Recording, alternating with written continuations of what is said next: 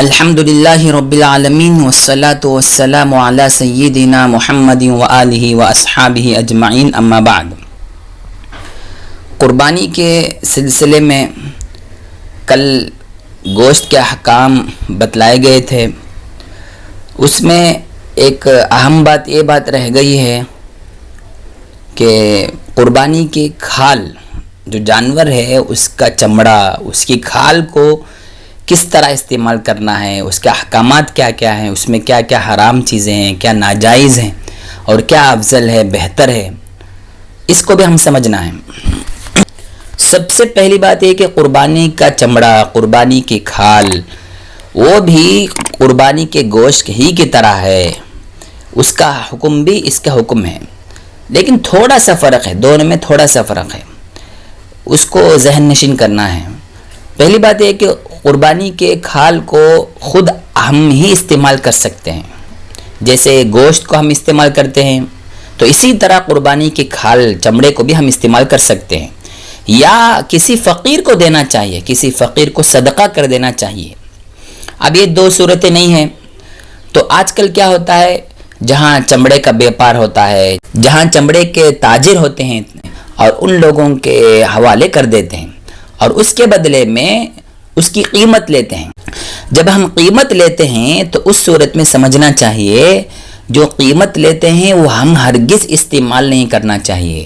جیسے گوشت کو بیچنا جائز نہیں ہے، اسی طرح قربانی کے کھال کے سلسلے میں ایک بات ذہن میں رکھنا چاہیے کہ جو چمڑا بیچ دیا ہم، چاہے جتنا بھی آئے، 10 روپے آئے، 20 روپے آئے، جو آج کل بہت گھٹا دی گئی ہے اس کی قیمت، جو بھی پیسے آئے اگر اس کو استعمال کریں گے ہم تو بالکل حرام ہو جائے گا، وہ پیسے دوبارہ ہم کسی فقیر کو دے دینا چاہیے۔ اسی طرح ہم استعمال کر سکتے ہیں، اس کو عربی میں دباغت کہتے ہیں، دباغت یعنی اس کو دھوپ میں سکھا دیتے ہیں اور اسی طرح نمک وغیرہ اس پر لیپ کر اس کو سکھا کر اس کو استعمال کر لیتے ہیں۔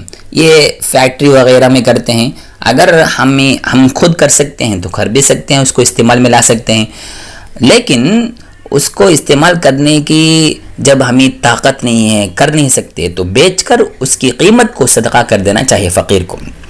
نمبر 2، قربانی کے کھال ذبح کرنے والا ہے قصائی، اس کو اجرت میں نہیں دینا چاہیے، اجرت کے بدلے میں، جیسے گوشت دینا جائز نہیں، اسی طرح اجرت کے بدلے میں چمڑا دینا بھی جائز نہیں ہے، کھال دینا بھی جائز نہیں ہے۔ اور یہاں رک کر ایک اہم پوائنٹ یہاں سمجھنے کی ہے قربانی کی کھال کے سلسلے میں، وہ یہ ہے کہ قربانی کی کھال بیچنے کے بعد وہ زکوٰۃ کے مال کی طرح ہو جائے گا۔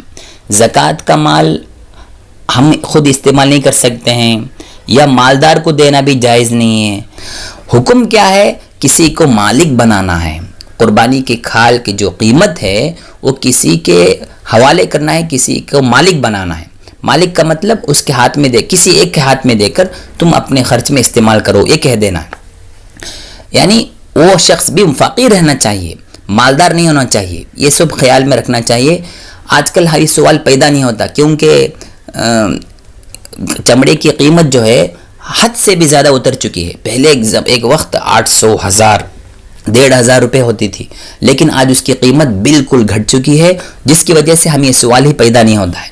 بہرحال اگر ہم دینا چاہتے ہیں، قیمت کسی وقت بڑھ گئی ہو تو اس صورت میں دیتے وقت ہم کسی کو مالک بنانا چاہیے، مسجد مدرسوں میں دینا بالکل جائز نہیں ہے۔ یہ ہوئی چمڑے کی کھال کے سلسلے میں چند باتیں۔ اب آگے چند باتیں جو اہم ہیں وہ یہ ہے کہ حلال جانور ہیں ہم جو ذبح کرتے ہیں، وہی ان جانوروں میں چند اعضاء ہیں، چند چیزیں ہیں جو انسان پر حرام ہے، مسلمان پر حرام ہے، بالکل اس کو استعمال نہیں کرنا چاہیے۔ وہ کل 7 قسم کے ہیں۔ نمبر 1، نر جانور کی شرمگاہ، یعنی مذکر جو مرد جو شرمگاہ ہے اس کو استعمال کرنا بالکل جائز نہیں ہے۔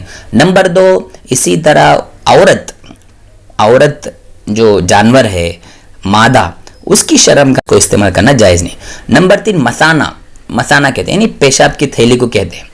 نمبر 4، غدود کا معنی انگلش میں گلینڈز کہتے ہیں، اس کو بھی استعمال کرنا جائز نہیں ہے۔ گلٹی کہتے ہیں، اس کو استعمال کرنا جائز نہیں ہے۔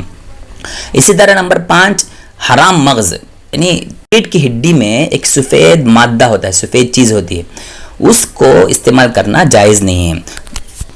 نمبر 6 کپورے, خصیتین کہتے ہیں کپورے, اس کو بھی استعمال کرنا بالکل جائز نہیں, مرد جانوروں میں ہوتا ہے. نمبر 7 جو آخر ہے خون پتا کہتے ہیں اس کو, خون, اس کو بھی ہم ہرگز استعمال نہیں کرنا چاہیے.